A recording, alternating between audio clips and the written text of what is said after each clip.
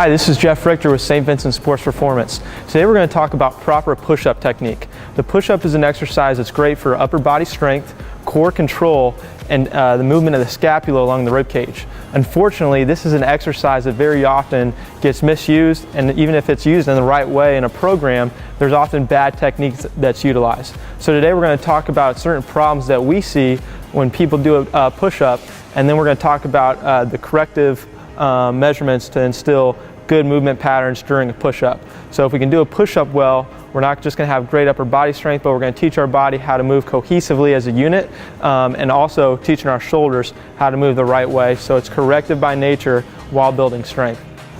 The first problem that we're going to talk about when people are performing a push-up is that very often you'll see the elbows going in the wrong direction.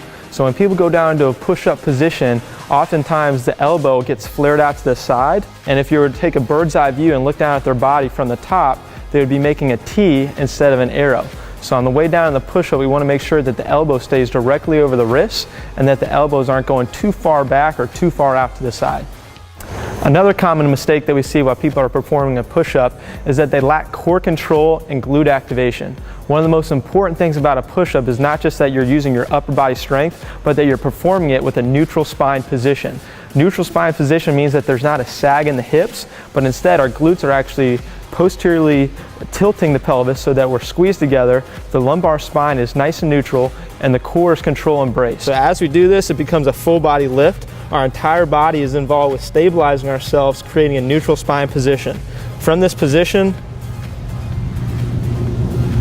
I can now properly perform a push-up with all the right neutral spine positions.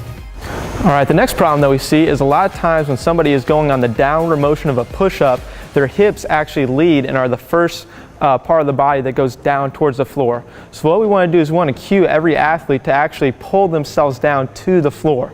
So that each and every push-up should be the upper body initiating the movement down and not the hips sagging down low as they go down towards the floor first.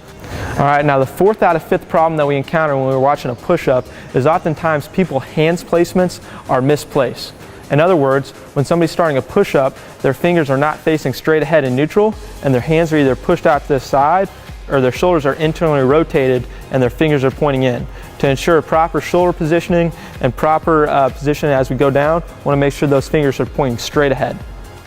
All right, now the last problem that we see when we're encountering push-ups is that oftentimes there's a lack of good scapula movement along the rib cage. So in other words, what happens is a lot of times people are locked and just scapular retraction the entire time throughout the full range of the push-up, and they actually never let real retraction and protraction happen. So we want to have good movement of the scapula throughout the whole push-up, and we don't want just the scapula to stay at one place. So we'll be up in a push-up position, and now we're going to actually start protracted and finish protracted. Now, when we're talking about putting the full push-up together, a few things that we're trying to remember. I start with my wrist directly underneath the shoulders, okay? My hands are pointed straight ahead. From this position, I can now actively squeeze the glutes and brace the core so that I'm not too low or not too high. So my glutes are squeezing tight, core is locked in.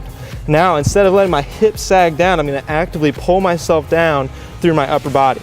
So I actively pull myself down with the elbow staying directly over the wrist, and then I push up. I also ensure that there's proper scapula movement, so on the way down I'm retracted, and now I'm fully protracted.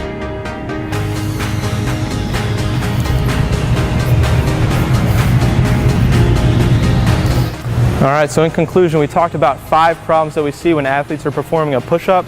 If we ensure that we correct these, okay, implement these new strategies, we're going to make sure that the push-up is not just a mindless exercise that's done for as many reps as possible, but that it's done the correct way, so that we're ensuring that we're not just getting upper body strength, but that we're getting core control, glute activation, and also good scapula movement just in retraction, protraction, right along the rib cage.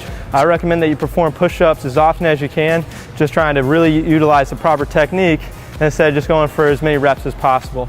So again, thank you for watching this month when we're talking about push-ups. We'll see you next time.